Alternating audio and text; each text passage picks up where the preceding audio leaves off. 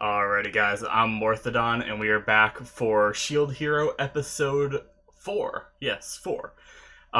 Real quick, as an update, if you guys see any weird cuts in this video, or possibly if you're full length seeing a resync going on, it's because we actually have no power right now. But we do have a generator because I kind of live out in the woods, so this happens a lot. So we have a generator. I decided that I would go and turn it on because I wanted to record this video, so it should be good. Our generator is usually pretty good. There just might be some late fluctuations like what just happened, like you saw, and stuff like that. You might hear the generator in the background because it's like right on the other side of my wall. But just so you guys know, that I guess if for whatever reason it decides to turn off, then it'll cut off my recording and hopefully nothing breaks. But yeah, so let's just talk about last episode real quick and then get into the episode, so that way I can get if I can get the recording portion done at least on the generator, then we're good. I can edit it, even if it crashes, it autosaves, yada yada. So last episode we had the second wave, but the first wave technically for our heroes to experience.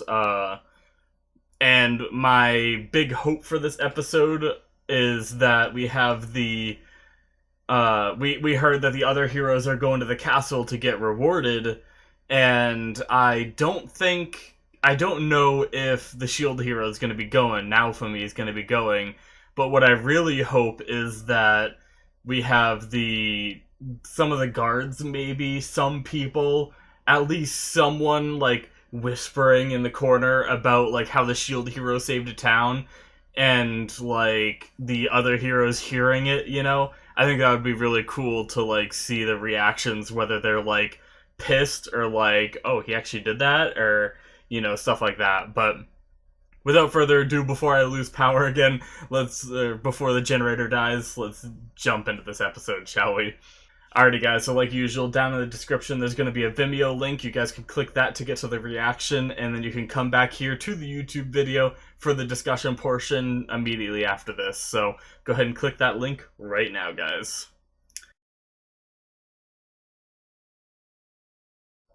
That is the end of episode 4. That was pretty good. Or that was really good. I really liked it. I guess it kind of answered my question that I was going to talk about. One of the biggest things I wanted to talk about was, so last episode, there were a couple things while editing that I forgot to mention in the discussion. One of them was where the shopkeep, the blacksmith guy that sells them the armor, he was gonna say something. He's like, do you not know about demi-humans? Like, he knew something regarding them when she said, like, you're looking grown up or whatever, he said to her. And now Fumi, like, acted surprised or something. And I never got to talk about that in the discussion, but he was probably going to mention something about this, or, something like that. So I guess that, interesting. So as they level up, they get older? Does that have a stopping point? I wonder how that works. Like, now that she's, I don't know if this world has a maximum level or whatnot, or how that works, but if she's level 24, I think she is, he's 21, and she's gotten this much bigger, does that mean that by the time she's like level 80, she's gonna be like an old lady? That's gonna be kind of like awkward. Like, how would she fight, Or is it like you reach a certain point and you start to age normally, like by level 30 you're a fully grown demi-human, and then from there you age on or something? I don't know. There's still some stuff about that I don't quite understand, but I guess that I was going to talk about that when she looked bigger all of a sudden, and I also, when they say they level up, does it actually mean level up? Like when she's in a party and it says she's level 24, is it based off that number? Or is it by like feats, you know? Because right here, she didn't get any XP and didn't level up, so why did she suddenly get older, right? It's almost like it's like a emotional connection was made or something that made her, you know, grow. So I wonder if it is like has nothing to do with their actual level, like, but more what they like. What am I trying to say? Kind of like if you guys ever seen Dan Maki, that anime, where in order to level up you have to accomplish like a great feat. That kind of thing it might be, and just like this connection that she has with someone, regardless of slave contract or not and stuff like that, would be, you know, considered a great feat that made her grow a bit. And maybe the reason why I thought she looked older after the second episode was like in the last episode, the third, I thought she looked older than the second episode. Maybe that was because she was overcoming her past trauma, and that was another feat she did, so she grew a little bit, you know? Maybe it's something to do with that, I'm not sure, but that's interesting. And then the other thing from last episode that I forgot to talk about was the fact that the slave trader said, so I believe he said something like, so it really came true, you actually chose her. Which makes me think there's some kind of prophecy.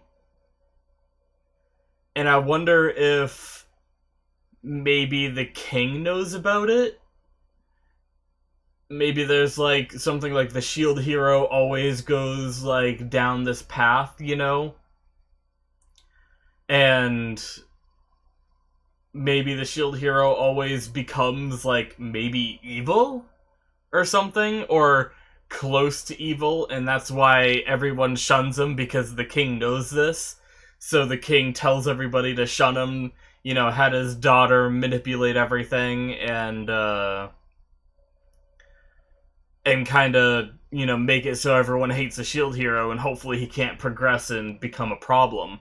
I'm not sure if that's what's happening, or if it's like, if it's just something completely different. Maybe the king has no idea about it, because the reason why I mentioned the whole evil thing is we saw the curse thing this episode, which seems to be when he's like in his utmost despair. It's this like energy that releases that seems ominous, you know? Obviously, you could argue that we haven't seen it do anything bad yet, so you can't like say it's bad, but usually things born out of despair and hatred that manifest themselves in a world like this is not a good thing. So, and also just the representation of like the red lines on his face, you know, so I wonder if it's just like at like extreme heightened emotions, this is something that releases. I wonder like what it's gonna do for him. Like, will it make him stronger? I don't know, but yeah, so we got confirmation. I don't think I really mentioned this in my discussions, aside from the fact that I did mention seeing her in the tower and not sure what that meant. Maybe I did say something about royalty, but I did have a feeling in the back of my mind that maybe she had like some kind of royalty in her, because we saw her at the top of the castle in like a dress or something at first. So apparently she's the king's daughter, and he's fine with her going off adventuring, I guess, even though it's dangerous. And just helps manipulate whatever she wants to do. Now, like I said, I don't know if it has to do with some kind of prophecy, like the slave trader kind of like foreshadowed that the king is a part of, or if all of this is just something completely different, and for some reason the princess just likes to toy with people because she's the king's daughter and she's power hungry and she can, you know? I feel like there's gotta be like something more against the shield hero than what meets the eyes. Like, I feel like there's gotta be something, right? I don't know. I kind of hope there is a reason that they're targeting the shield hero specifically, because it's not even that. If she just liked to mess with people, right? I feel like she would have messed with some of the other heroes and we would have seen it more, you know? But she literally just targets Naofumi for whatever reason. So I really hope there is a reason rather than just making our main character an underdog, so that way we can feel that much more special when he rises above it, you know? Um, but I'm sure that's all information we'll find later down the road. The fight was really cool. I like how it's interesting because I don't think he was able to lower the spear guys. Well, I guess I can actually open up the names now that I have stuff closed.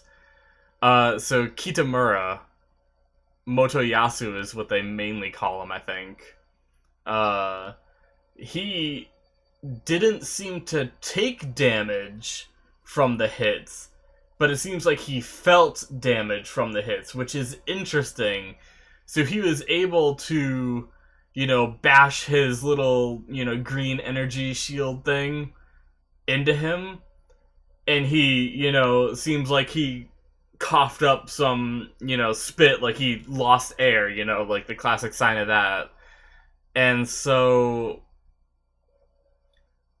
and then he talked about, like, aiming for his, crotch and face, things, obviously, if he feels pain, even if it doesn't do damage, the crotch would hurt, and the face is, what he seems like he thinks highly of himself, so he obviously, like, seems like a pretty boy kind of thing, so obviously that's something that he doesn't want, like, messed up, but it's interesting. I really like how Raftalia did her whole speech thing after she was freed of the slave pack thing. And then I also like how the other heroes came in, and even though they didn't say anything at first, which is kind of scumbag, right? They did end up saying something, which is cool. I appreciate that. So I wonder if they're completely on Naofumi's side, or if they're just starting to believe it, Like, do they... Well, there goes my generator fluctuating again. So, like, is their hatred for Naofumi completely subsided? Like, obviously we know Motoyasu's isn't quite there yet. He still seems to be doubting it a bit because he doesn't want to admit that he's wrong or, whatnot. But I wonder if they're completely done with accusing him of stuff, or do they still think he assaulted the princess, and do they, just think that after that he learned a lesson and was nice now, or do they think that the whole thing was a ploy after seeing what the princess did? I don't know. But either way, it's one step forward, not in the way I hoped. I kind of hoped that, they'd be at this party, and where they had people whispering, it was just about the wrong thing. I wished that it was them whispering about the shield hero saving, one of the villages and stuff like that. Maybe instead of that guard, like, talking himself up, he was talking about how the shield hero helped them to save a town and stuff like that, and the other heroes heard it and were like, would he really do something like that? I thought he was a scumbag, and stuff like that. And I had hoped that they wouldn't be talking about the other heroes as much, and that would have, like, made them think things through, because all they did was go and take out the boss, or at least that's all we saw them do. I'm sure they took out some other stuff too, but they weren't, like, it seemed like they were just in the woods, like, fighting it without too many people around except for a couple guards. So it just, I don't know, it made me think that maybe there would be something there that would happen, but instead, the princess tried to mess with Naofumi again, whispering into his ear. And I said this during the episode, that the what's it called? That Motoyasu, with her whispering in his ear like that, it seems more plausible that he had nothing to do with the first incident. Because I was always suspicious, like, maybe Motoyasu helped set that all up because he did get Naofumi's armor and stuff like that, and they did benefit by getting his money. Granted, that was the princess that took it, so I don't know if she gave any of that to him or whatnot, but either way, I always wondered if he had a hand in that. I'm still not completely taking him off the board with suspicion, but I'm leaning more and more towards that he had no idea, and this is just the princess being, manipulative because she can or whatever, She's just a horrible person, but that was some good stuff. I really like this episode. Sorry about the start of the fight. I don't know if you guys noticed or if I kept it in during the edit. You probably noticed it in the full length. I got a little interrupted. I was asked when the power went out and all that. So I might end up cutting that out of the normal YouTube reaction, but full length that'll still be in. So yeah. I only missed the very, very start of the fight, maybe a couple clashes, and I know I missed a couple text lines.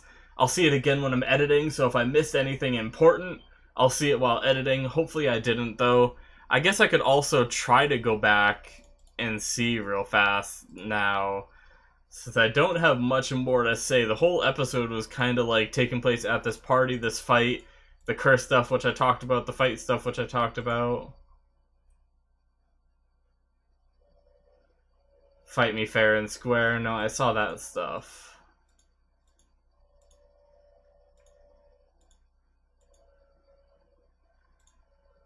Yeah, so he entered the arena. Okay, they mentioned the Pope. I remember seeing that. She was saying best of luck. When did I look away? Was it right here? Remember that folktale about the... Okay, yeah, no, I already heard that. Irresistible spear. Or, not irresistible. Be a man and admit defeat. He pulls out his shield and does that stuff.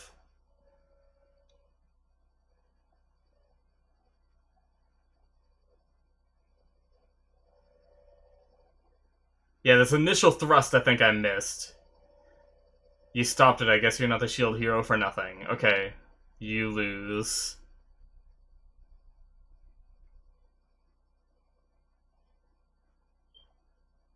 You lost the moment you couldn't pierce my shield. Okay. I don't think I've read that part.